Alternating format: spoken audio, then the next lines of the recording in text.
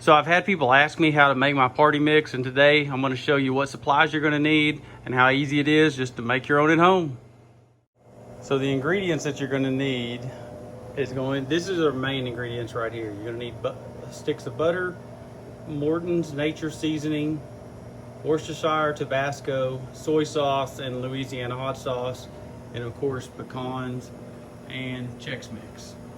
At the end, once it's cooked, I always add some garlic salt, sea salt, and black pepper to it too, just to make it a little bit better.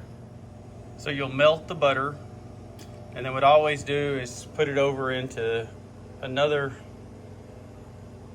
container here.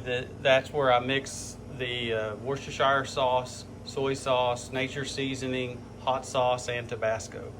Mix it in there, and it's just a taste. So there's no recipe. In a large bowl, just mix up all your seasoning. I try to use something like that's more flat to stir it instead of a spoon, and just kind of fold it in so that you don't break all the cereal up, because then you'll just have a bunch of crumbs in the bottom. Okay, so this is how you would mix this in. Make sure it's stirred up good. And you don't want to put too much, because it will make it soggy and it won't crisp up in the oven.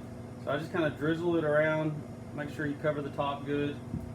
Then you again just kind of fold that in. You don't want to stir too hard because it'll crumble up. And you'll see that all the cereal and stuff will get kind of a glaze on it from it going through them.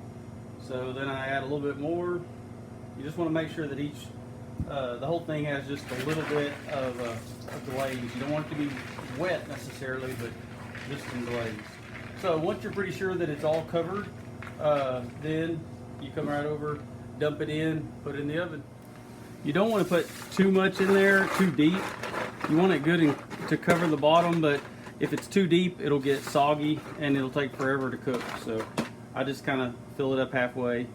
Once you do it a few times, you'll see. I cook it about 15 minutes on 300, 350, stir it around, and then I cook it another 15 minutes or until as brown as you want to make it. Once it's done, you just dump it out, let it cool. This is where I would add the garlic salt, sea salt, and pepper to it if you want to do that. And that's all there is to it. That's how you make party mix.